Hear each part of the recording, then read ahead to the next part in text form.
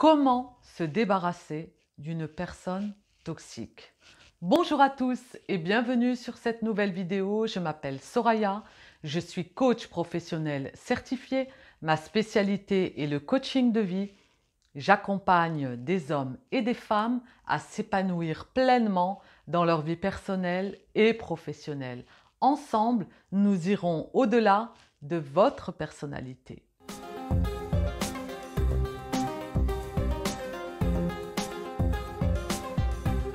Comment se débarrasser d'une personne toxique? Avant de commencer cette vidéo, je vous invite à vous abonner à cette chaîne si ce n'est pas encore fait, à mettre un petit pouce bleu, un petit like et de la partager. Aussi, vous pouvez cliquer sur le lien juste en dessous de la description pour répondre au formulaire et recevoir dans votre boîte mail en cadeau l'alphabet de motivation en coaching. Comment allons-nous nous débarrasser d'une personne toxique? C'est assez délicat parce que majoritairement, les personnes qui sont toxiques font partie un petit peu de notre vie. Ce sont des amis de près ou de loin, mais en tout cas, elles sont dans notre entourage. Ensuite, on peut aussi retrouver des personnes toxiques dans notre sphère professionnelle. Mais encore est-il que là, il y a quand même un cadre au niveau professionnel. C'est peut-être, on va dire, on arrive mieux à le gérer que c'est plutôt dans la sphère personnelle. Les personnes qui nous entourent, des gens proches, parfois même, peuvent être toxiques. Alors, je vais vous apporter 5 conseils pour éviter ces personnes toxiques. Le premier conseil que je peux vous donner, c'est de vous éloigner. Oui, c'est peut-être un peu délicat, c'est pas évident parce que parfois on peut retrouver ça sur notre entourage proche. Donc voilà, du jour au lendemain, hop, on disparaît. Comment on fait? Eh bien, ça va se faire progressivement. Analyser la personne qui est toxique. Voilà, il faut vraiment mesurer et voir si effectivement elle l'est ou non. Là, on va commencer à prendre de la distance, c'est-à-dire que si on a l'habitude de voir cette personne régulièrement, eh bien, on va espacer ses rendez-vous, ses retrouvailles. On va aussi, si on a l'habitude d'avoir des interactions assez proches, SMS, tout ça, eh bien, on va faire comprendre tout doucement qu'on est occupé, qu'on a autre chose à faire. En fait, c'est une question d'habitude que vous allez mettre en place progressivement et tout doucement, vous allez pouvoir vous éloigner de ces personnes ou de cette personne toxique. Parce qu'il faut bien comprendre que derrière cela, ces personnes-là ont un besoin d'avoir une personne présente quotidiennement, constamment, à être, si vous voulez, là pour répondre à leur mal-être. Et donc, vous, si vous voulez, sans qu'elles s'en rendent compte, hein, parce que c'est souvent, après, c'est des personnes qui sont voilà, c'est des amis, c'est des personnes proches, c'est pas foncièrement méchant de leur part, elles ne s'en rendent même pas compte, hein. C'est souvent inconscient de leur part. Mais disons que vous, à votre niveau, ça peut devenir lourd, pesant, et même en termes d'énergie, ça peut vous pomper de votre énergie qui est positive.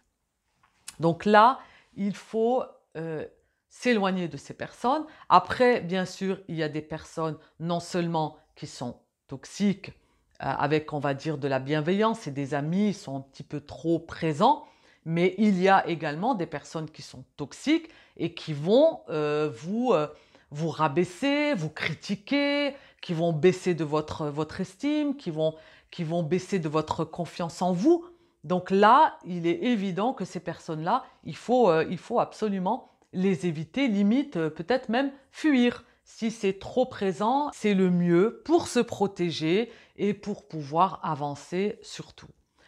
Ensuite, au niveau du deuxième conseil que j'aurais à vous apporter pour éviter ces personnes toxiques, eh bien, ça va être de conforter ou de les ignorer. Après, ça rejoint le fait de s'éloigner, mais là, les ignorer, c'est vraiment on vous sollicite, vous n'en tenez pas compte. On vous contacte, on vous appelle.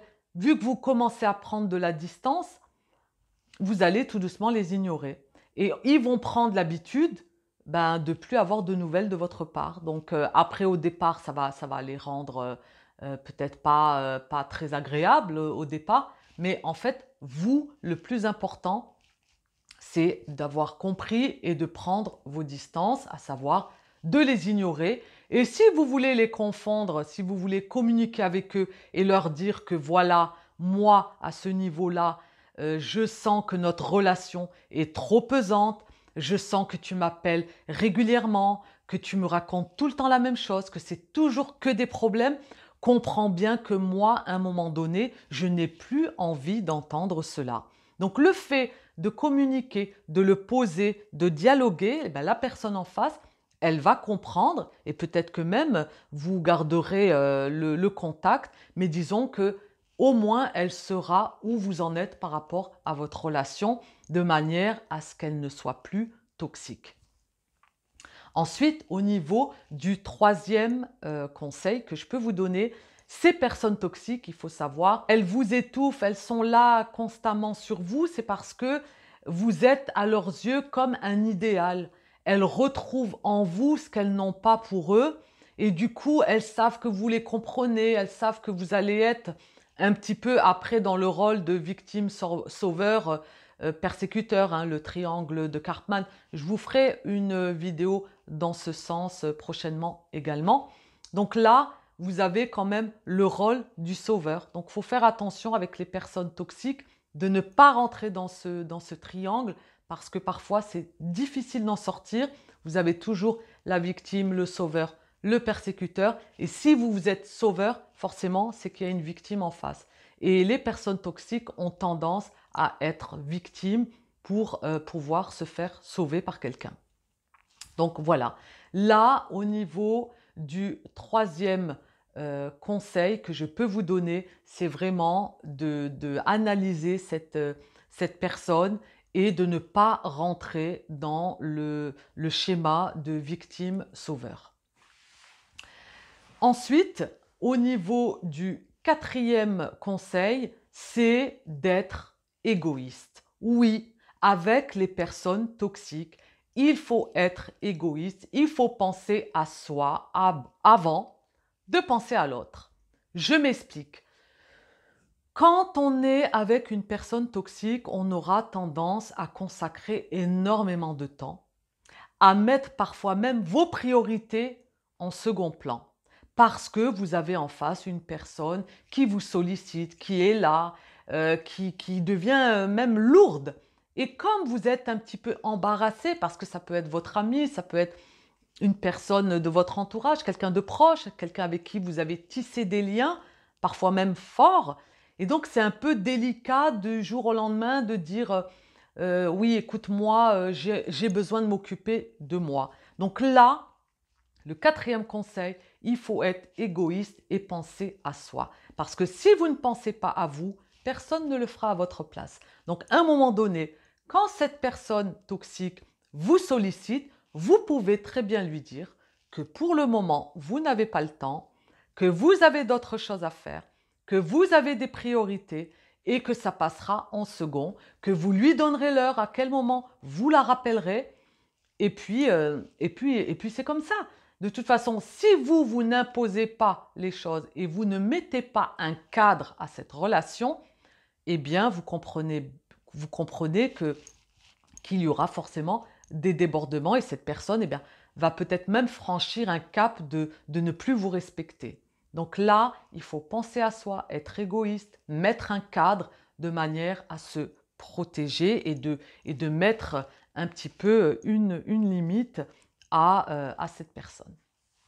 Ensuite, au niveau du cinquième conseil que je peux vous donner, si vous voyez, bien sûr, hein, que cet ami, que cette personne qui fait partie de votre entourage, qui est toxique, qui devient pesante, il faut vraiment l'orienter vers une personne pour se faire accompagner.